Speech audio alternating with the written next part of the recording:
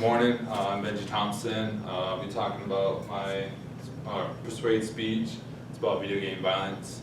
And but my question is, does video game violence really, or does video games really cause violence?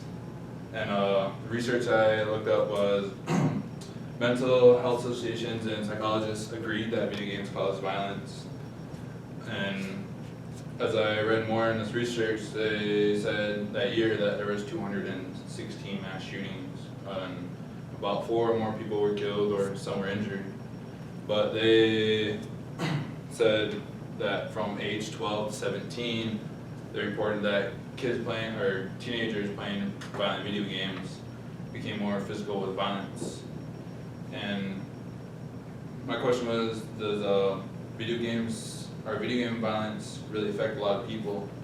For example, like I grew up around video games, and I didn't have a problem growing up around violent or video game violence, and I would say I didn't play as much, but then I did, because when I was younger, like I had anger issues, and I was like more violent in like my younger days, and I grew out of it during like middle school and junior high, or basically junior high and high school, because I started playing more sports and I started like becoming more responsible with everything and all that. And like another source they told me about, like it does affect a lot of people, because in 2011 Anders Breivik killed 77 people in Norway, and it was really it really does affect a lot of people. Because as I read more and more, he grew up around violent video games, and Andrew said he used a video game called Call of Duty Modern Warfare during that time for training before he went to create this big mass shooting in Norway. I think it's really messed up that he said that, because you got to think like what's going on in the teenagers' minds today with all this violence that they play on these video games. And the solutions for video game violence, like 2012 Sandy Hook Elementary School shooting. Days after the shooter played all these video games that had violence, around the world they decided on the process of making a law that people who play violent video games, they should go to therapy no matter what, and they should basically use that therapy to help them. And the other solution, I think, should be that parents shouldn't let their kids play video games until like they're 16 or 18, until they're adult enough to control their minds themselves and by understanding what's wrong from right. For example, like my dad, he grew up in a house that his mom would have let him play video games, or like basically they didn't have a console or anything, and he was always taking care of his younger siblings. And until he left the house when he was 18, he's got his own PlayStation 2, and he started playing like Madden and like the shooting games like Doom. They created in like the 1990s. I don't know what year was that, but they created that first violent video game for people. And I compared him to my little cousin that's 10, and he plays like games today like Fortnite or the new Call of Duty that came out like a month ago, or basically almost a month ago, but that, or Red Dead, or any violent video game. And like he's been playing those video games since he was like 6, or basically when he was really young. And he's a really bad kid, and he always gets in trouble, gets suspended from school, and got kicked out of school for like a long time. And he always bullies everyone, and he uses like, I don't know, he always uses those damn Fortnite moves or whatever. I don't know. It's like the flossing moves like that. I don't know why he's doing that, but he does that. And he's a really good kid, but I think that's the violence that he plays on those games that make him be like so negative around other people. And that's what I think. But like my visualize like what I see, whatever, like the world would be a different place if these kids didn't have these violent video games. And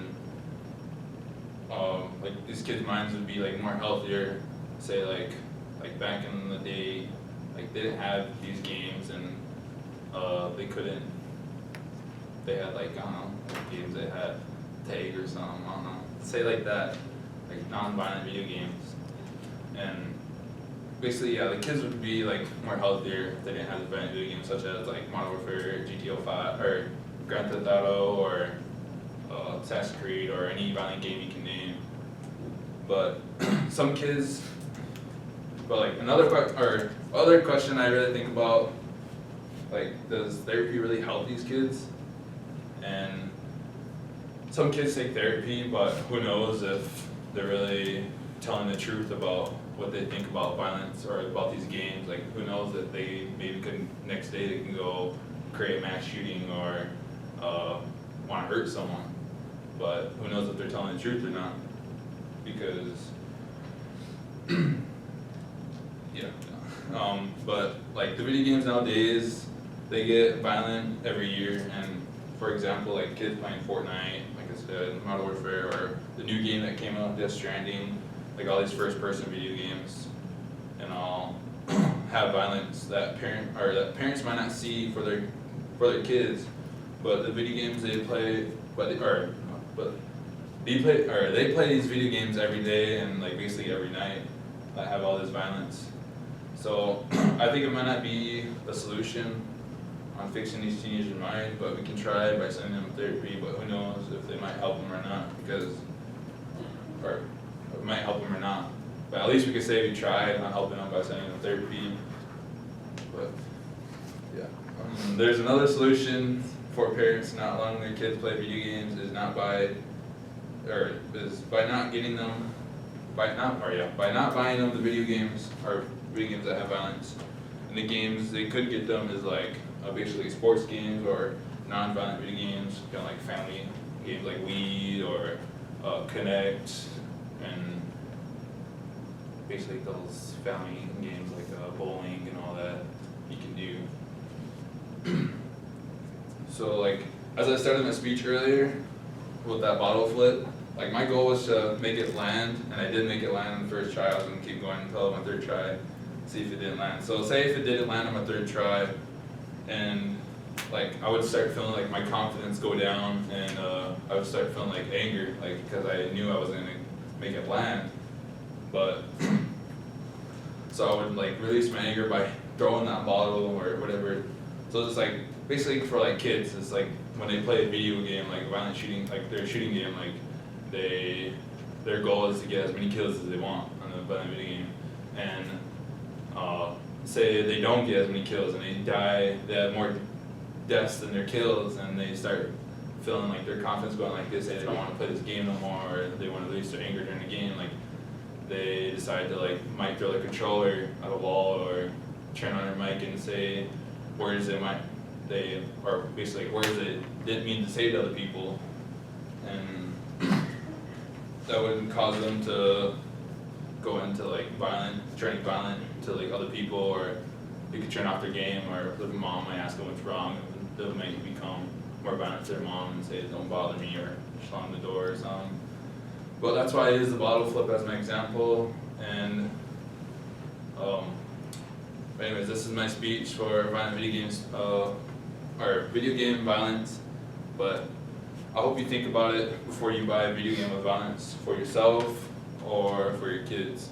And I thank you all for listening to my speech. Good.